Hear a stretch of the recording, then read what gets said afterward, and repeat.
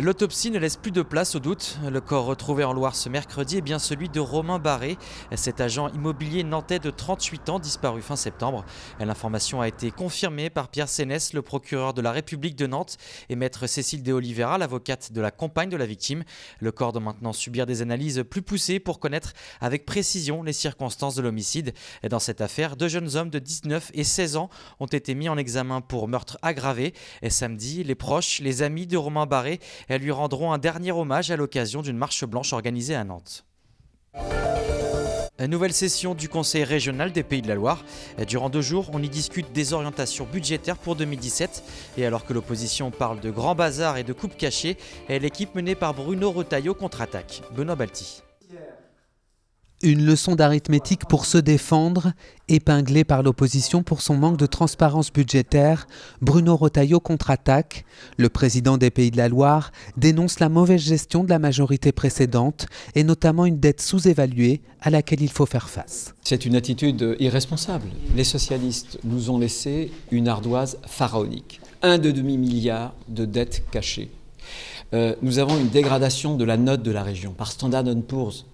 Donc ces chiffres-là ont été reconnus, ils ont été confirmés et cette gestion a été masquée. L'heure est donc aux économies à la région. Cette année, 25 millions d'euros ont été réalisés, mais selon Bruno Retailleau, il faut aller encore plus loin. Si nous ne faisons pas sur l'ensemble du mandat une centaine de millions d'euros d'économies, ce sera la catastrophe. C'est-à-dire qu'on sera étranglé par la dette et qu'au bout du bout, il n'y aura plus de marge de manœuvre. Un objectif de 100 millions d'euros d'économie sur tout le mandat, mais pour l'heure, la majorité ne précise pas les lignes budgétaires concernées par ces réductions. Il ne s'agit pas de faire des coupes sombres, il s'agit de faire en sorte qu'on puisse dégager des priorités, je l'ai dit d'ailleurs sur la ruralité par exemple, sur la démographie médicale, sur l'économie, l'innovation. Donc on essaie de faire des économies là où on le peut, là où on peut justement dégraisser le train de vie notamment régional, mais en même temps un certain nombre de politiques publiques qui ne servent à rien. Pour connaître les détails du budget primitif 2017, il faudra encore attendre plus d'1 mois. Il sera voté en décembre prochain. 2 actions coup de poing étaient organisées ce jeudi matin. Une quarantaine de zadistes a investi le cabinet d'avocats d'Ageo Vinci à Nantes. Une dizaine d'entre eux a été interpellée. Et quelques minutes plus tard, des membres du groupe d'intervention des Grenouilles non violentes a manifesté devant le siège de la région Pays de la Loire. Et certains se sont même invités à l'intérieur de l'hémicycle durant la session du Conseil. On va avoir une dépense de la région pour ce projet qui risque d'être extrêmement forte au moment où la région prétend favoriser les projets éducatifs, notamment lycée et formation professionnelle. Donc notre demande, c'est de dire on n'a pas besoin du projet de Notre-Dame-des-Landes, on peut réaffecter les sommes sur des projets sociaux et éducatifs et du coup on passe à côté du fait que le transport aérien est très émetteur de gaz à effet de serre. Donc la région qui s'est engagée au niveau de la transition énergétique risque de passer à côté de ses objectifs en termes d'économie d'énergie et de réduction des gaz à effet de serre si on met en route ce projet. L'adoption en janvier 2017 d'une taxe carbone applicable seulement aux centrales à charbon inquiète les professionnels du secteur. Un rassemblement a été donc organisé sur le terminal charbonnier de Montoire de Bretagne. Le syndicat CGT Port et Doc craint pour l'avenir de la centrale de Cordemais. Cette centrale qui n'est d'ailleurs plus alimentée depuis ce jeudi par le terminal. Un nouveau moyen de mettre la pression sur le gouvernement. Donc la taxe carbone aujourd'hui instituée en Europe est de l'ordre de 8 €. Et en France, elle veut être imposée à un seuil plancher à plus de 30 €. Et donc c'est une annonce politique qui va conduire dans un horizon très court, c'est la fermeture de toutes les centrales thermiques de France et par conséquent l'ensemble des terminaux qui approvisionnent ces centrales seront elles aussi complètement fermées du fait qu'elles sont dédiées à ces centrales. Donc aujourd'hui c'est un site qui tombe à zéro, ce sont des droits de port qui disparaissent, ce sont des retombées financières importantes pour le port qui ne rentrent plus dans les caisses du port. Et demain, le port ne peut plus investir. Le scénario qui nous est annoncé aujourd'hui, c'est qu'une cessation d'activité complète pour l'ensemble de ce terminal-là à compter de 2018. 60 pompiers ont été mobilisés une bonne partie de la matinée ce jeudi. En cause, un impressionnant incendie boulevard Victor Hugo. Le point avec Jean Annex. Du toit de l'immeuble, il ne reste presque plus rien. C'est vers 6 h du matin que les flammes ont commencé à ronger cette habitation vétuste. Rapidement, les secours arrivent, alertés par les gérants de la boulangerie voisine. Après quelques minutes, tous les occupants ont pu être évacués. On pouvait pratiquement plus respirer et tout. J'ai un pote qui a failli tomber dans les pommes, etc., dans les escaliers. Mais je pense que ça a plutôt pris au niveau de la cave, etc., parce que y avait beaucoup de meubles qui prenaient feu vite. Mais je pense que c'est dû à un court-circuit parce que on a essayé d'allumer les lampes, etc., pour avoir plus de lumière, mais ça faisait rien, quoi. 2 autres personnes ont dû quitter leur domicile mitoyen du lieu du sinistre. Vers 10 h, le feu est enfin circonscrit et tout risque de propagation est écarté. Aucun blessé sérieux n'est à déplorer. À notre arrivée, le feu était très violent et semblait partir de la cave, effectivement.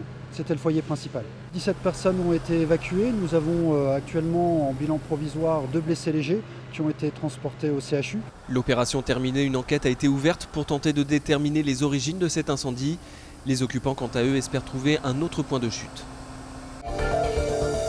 En grande difficulté financière, le club historique de Saint-Nazaire a décidé de se retrousser les manches. Reste à convaincre les autorités et les partenaires que le nouveau projet tient la route. Pour des centaines de jeunes nazériens, le mercredi, c'est rugby. Un rendez-vous aujourd'hui menacé tant la situation financière du club inquiète. Les parents ont même reçu un appel aux dons. À un moment donné, il y a dû y avoir une mauvaise gestion plus haut, mais bon, si on peut aider, on va aider un peu quand même.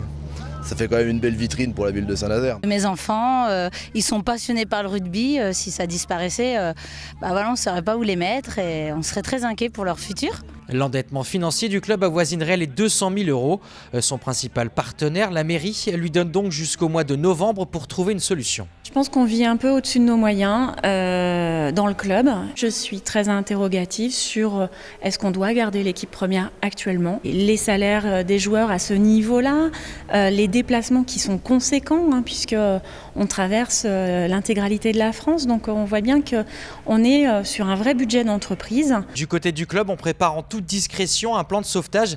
Pour cela, l'Assemblée générale qui doit élire un nouveau président a été retardée d'1 semaine. En ce moment, il y a une structure qui est en train d'être bâtie. Surtout, il faut qu'on soit pragmatique, réaliste, qu'on essaye surtout de faire avec nos moyens. On a besoin de redresser notre image de marque.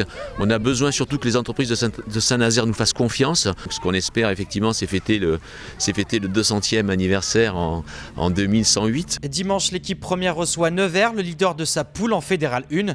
Les joueurs auront préparé une paella pour l'occasion, avec l'idée de montrer que le club entier compte bien se battre pour s'en sortir.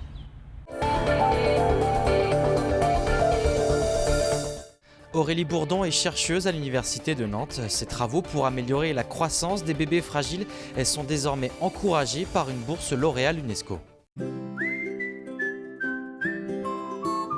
Mon domaine de recherche, c'est la nutrition périnatale, c'est-à-dire la nutrition pendant la grossesse et pendant les premiers mois de vie. Et alors, je cible particulièrement les enfants qui ont un petit poids de naissance. Alors, par petit poids, on entend, un bébé normalement pèse à peu près 3,3 kg à la naissance. On considère comme petit poids tous ceux qui font moins de 2,5 kg.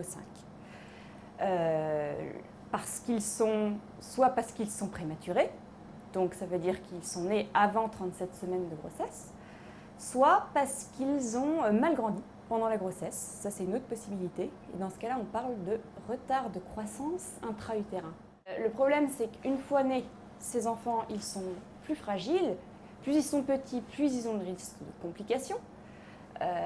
Et on s'est rendu compte aussi, avec de multiples études, que ces enfants qui naissent avec des problèmes de croissance, eh bien, ils ont plus de risques de développer à l'âge adulte, c'est-à-dire des dizaines d'années plus tard, des maladies chroniques comme l'hypertension artérielle, le diabète.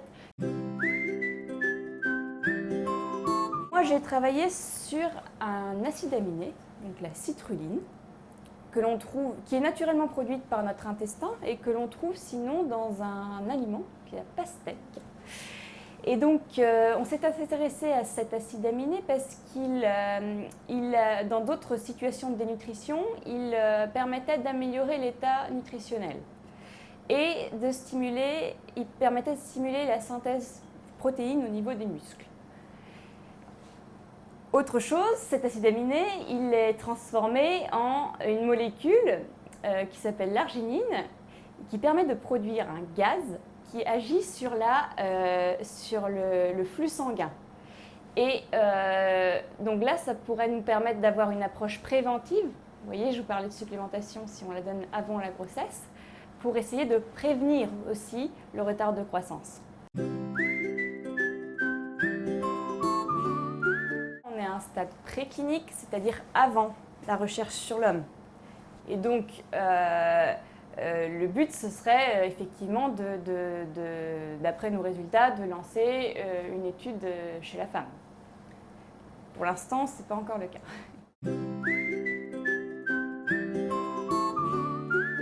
Notre thématique vise à améliorer les recommandations nutritionnelles pendant la grossesse et pendant les premiers mois de vie, donc via l'alimentation de la mère ou via les formules infantiles.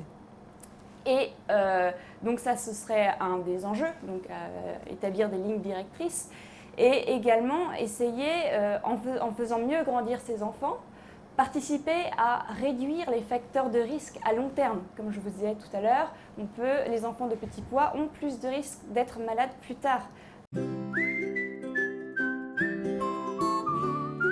On a reçu ce prix à l'Institut Pasteur la semaine dernière et donc on en est fiers parce que toutes les chercheuses qui l'ont reçu sont très fières parce qu'il y a eu énormément de candidates, plus de 1000, et 30 sélectionnés dans des domaines aussi variés que l'astrophysique, les mathématiques, la biologie également, la chimie. Donc effectivement, c'est une reconnaissance de notre travail. Une reconnaissance par l'Académie des sciences.